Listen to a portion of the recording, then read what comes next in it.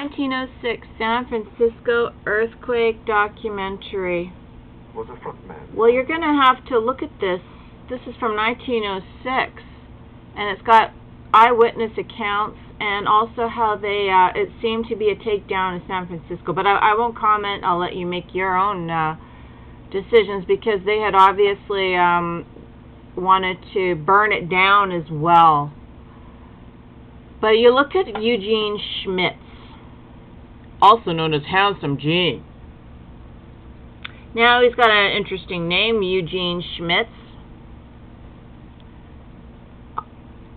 He was president of the Musicians Union when city boss Abe Roof chose him to run for mayor of his hometown on the ticket of Union Labor Party on November 7th. Now, who is Abe Roof? Was born from a French-Jewish background. He was a bright student, and when barely 14, began studying at the UC Berkeley. Oh, a lot of things about these labor parties.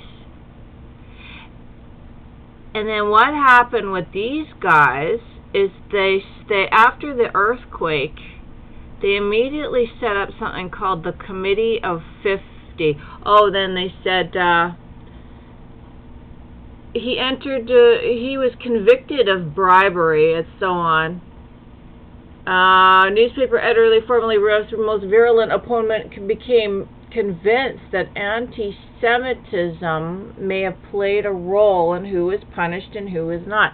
So they were already claiming in 1906, when he was arraigned in court after the San Francisco earthquake, that it was all about anti-Semitism.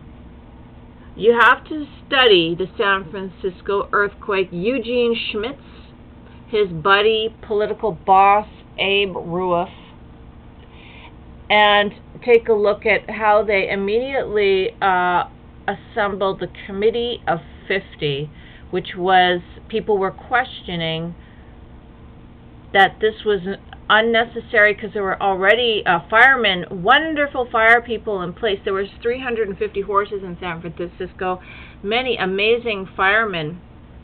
They prevented the fires from breaking out in San Francisco, but afterwards they exploded all the beautiful buildings. If you want to look at, think about Tartaria, think about San Francisco in 1906, before the earthquake.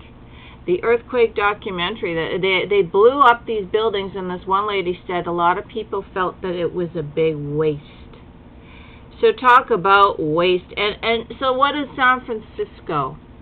Oh, isn't it an enviable, beautiful place? A lot of the women were called the most beautiful women in America from San Francisco back in the late 1800s. I think it was de Tocqueville that might have mentioned it. Or these things, when you talk about beautiful women in a city, these kind of rumors make it all the way around the world. All the way around the world, because, hey, people like beautiful women. They also like good women.